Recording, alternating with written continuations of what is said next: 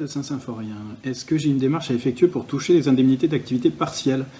Non, pas du tout. Là encore, j'ai déjà évoqué cette question. Elles sont versées par l'employeur à échéance et à date normale de versement des salaires. C'est à l'employeur d'effectuer toutes les démarches concernant la mise en place de l'activité partielle. Donc, en ce qui vous concerne, vous n'avez rien à faire pour toucher vos indemnités. William de Bernadette. Mon employeur refuse de me mettre en activité partielle. A-t-il le droit et que dois-je faire? Alors, c'est simple, il doit continuer à verser votre salaire. Dans certains cas qui sont encadrés par l'ordonnance, il peut vous obliger à prendre des RTT ou des congés, mais il a tout à fait le droit, c'est une décision qui lui appartient, de ne pas vous mettre en activité partielle. C'est une option qui s'offre à lui, tout comme le licenciement économique, mais s'il ne les choisit pas, il vous verse le salaire normalement. Dominique de Toulouse, je suis en forfait jour, est-ce que je peux bénéficier de l'activité partielle?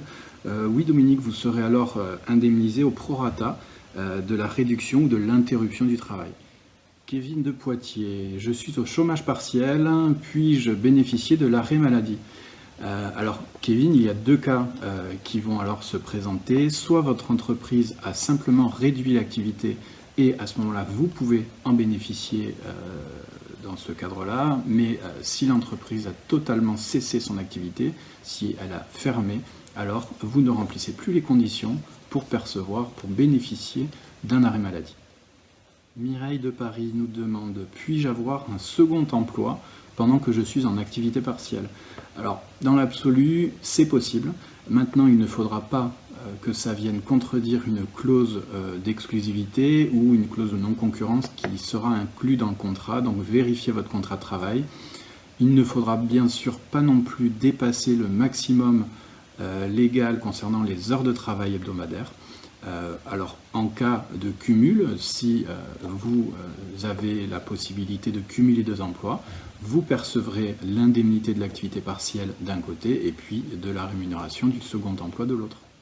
François, mon employeur veut m'imposer des congés du jour au lendemain, peut-il le faire? Alors, effectivement, l'employeur a le droit de déplacer des congés qui seraient déjà posés. Dans le cas où les congés ne sont pas encore posés par le salarié, il n'a pas le droit normalement de les imposer, sauf que les ordonnances du 25 mars 2020 viennent poser une petite exception à ce principe, car dans un délai fixé à 6 jours, il peut aujourd'hui, étant donné la situation exceptionnelle, imposer quelques jours de congés payés.